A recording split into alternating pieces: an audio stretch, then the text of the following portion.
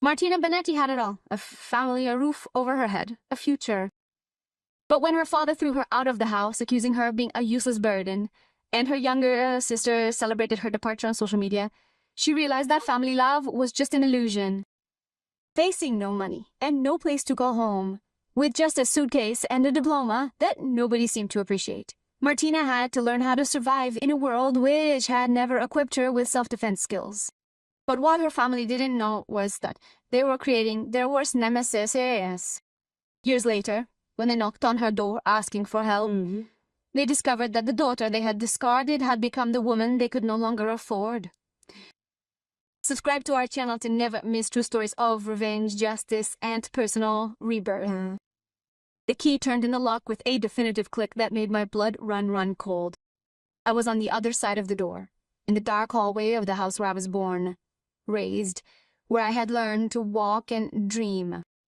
And now my father was locking me out just as one would lock out a stray dog. "Dad, please," I whispered through the solid wood. "Can we talk about this tomorrow, when you're calmer?" His voice came hoarse and final. "There's nothing to talk about, Martina. You're 26 and you still haven't figured out how life works. Your sister already has a real job at 22, pays the rent, commands respect. You're still here complaining that the world doesn't understand you." The pain in his chest morphed into something tougher, something colder. My sister Elena, always the favorite, the one who did everything well according to their impossible standards. I swung my head toward the suitcase I had put together so hastily. It included jeans, a few t-shirts, my trusty old laptop from university, and some books.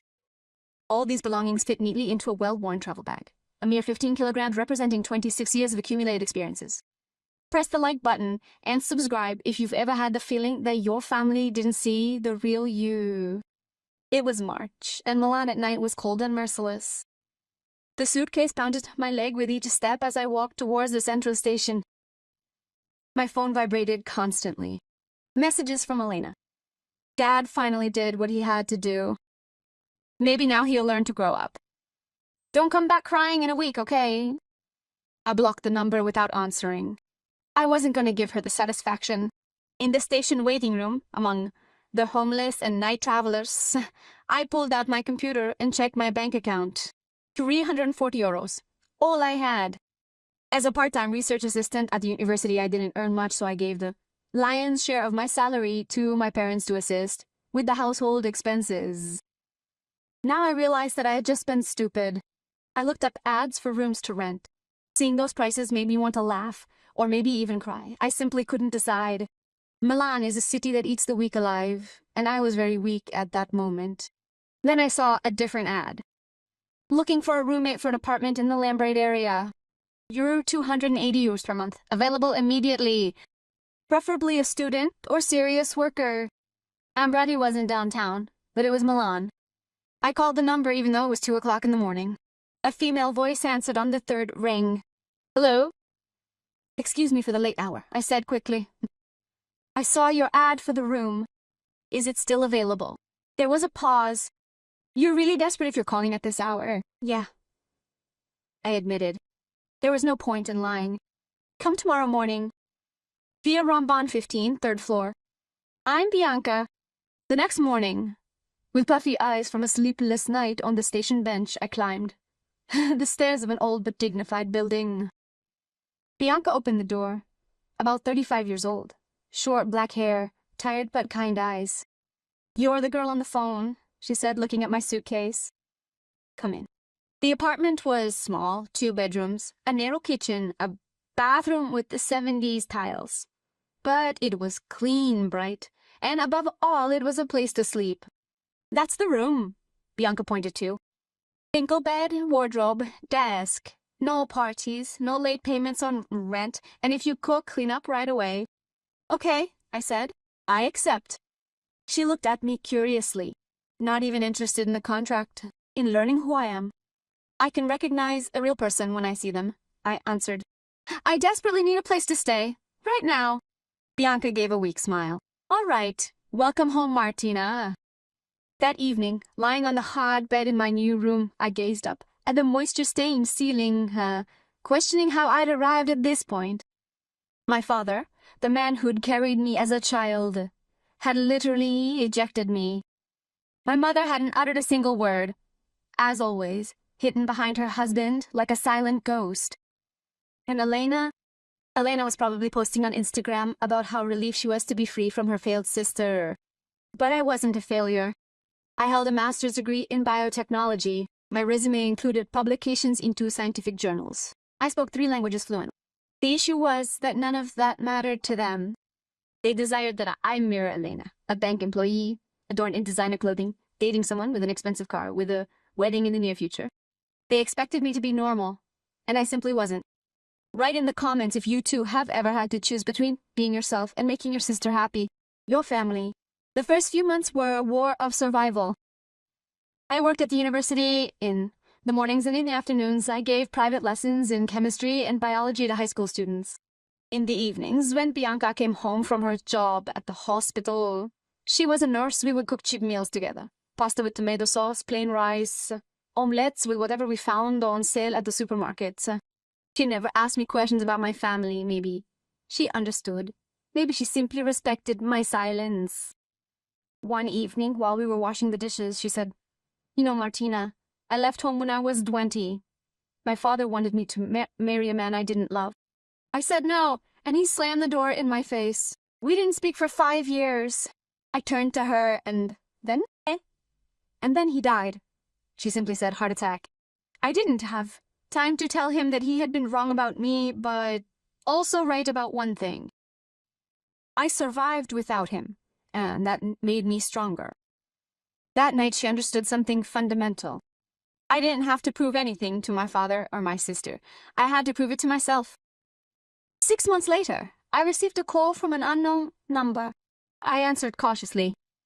"Martina, this is Dr. Carla Vincenti from the CNR. We read your latest article on protein biochemistry.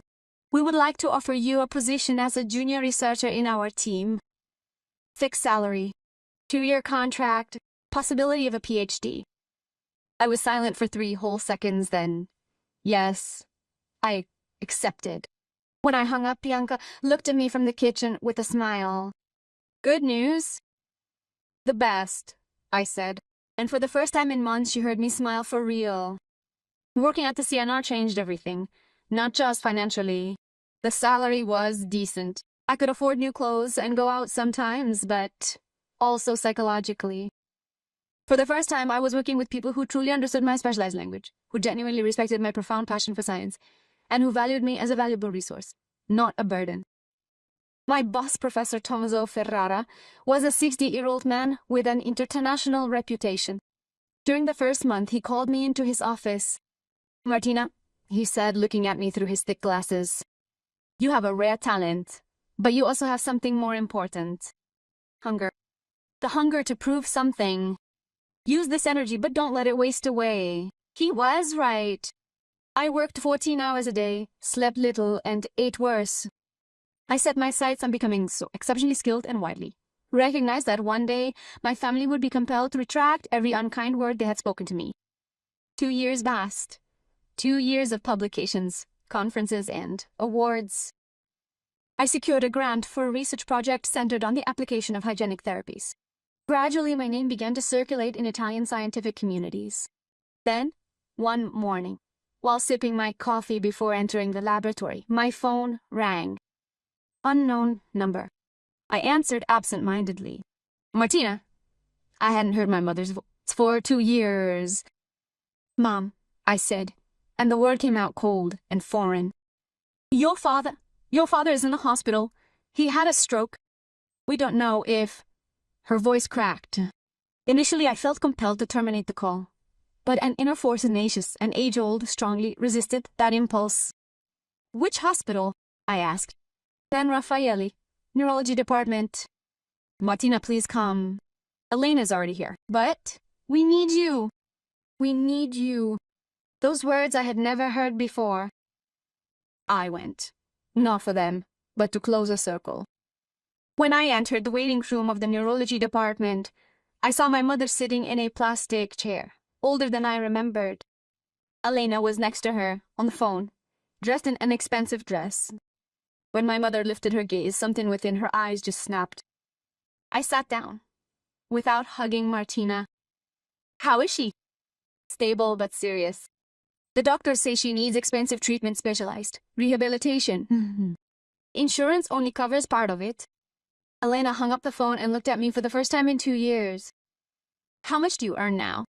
The question hit me like a slap in the face. Nothing, bye. Nothing, we missed you. Just, how much do you earn? Why?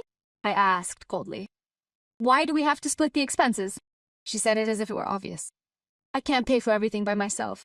Do you have a job now? No? I looked at my mother, who lowered her eyes. I looked at Elena, who was staring at me with that air of superiority of hers. I realized I wasn't there as a daughter. I was there as an ATM. No, I said, standing up. Why not?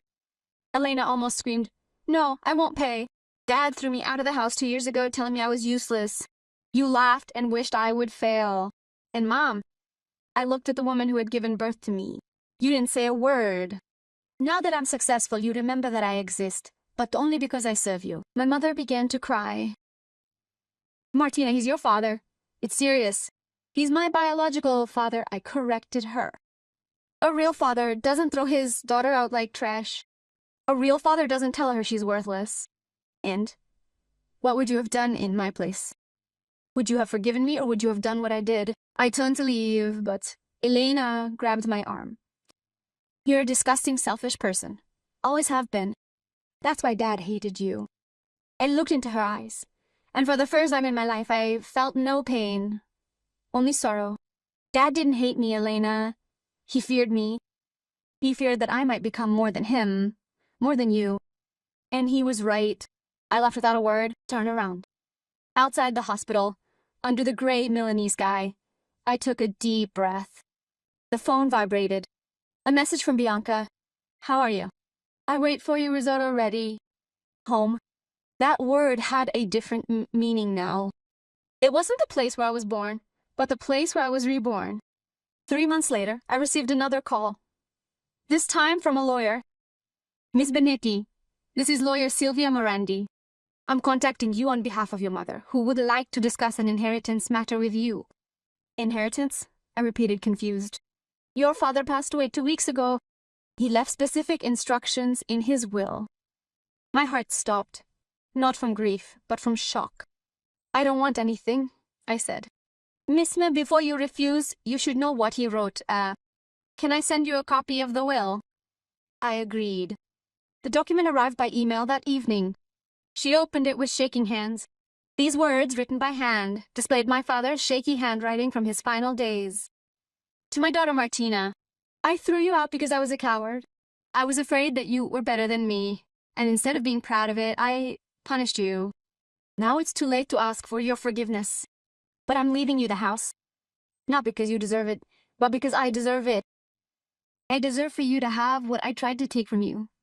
A place to return to, if you ever want it. I closed the computer and cried. This was not done for him, but for the girl I had once been. The girl who had hoped to the very end to be loved. I sold the house. With the money, I opened a foundation for young female researchers without family support. I called it the White House, in honor of the woman who saved me when I had no one. Elena tried to contest the will, but she lost. My mother wrote me a letter that I never opened. Today, at 31, I am an internationally recognized researcher. I have published a book. I give conferences all over the world, and I have a team of young female scientists that I call my sisters. My real family is not the one that gave me Christmas. It is the one that gave me a reason to reborn. Don't forget to subscribe to the channel and share this story with those who need to feel less alone. And if one day Elena or my mother knock on my door again, they will know one thing. The daughter they discarded has become the woman they can no longer afford, not out of revenge, but out of justice. The justice of finally being completely myself. This is my story. The story of Martina Benetti, the girl who was thrown away and who learned to shine precisely because of this.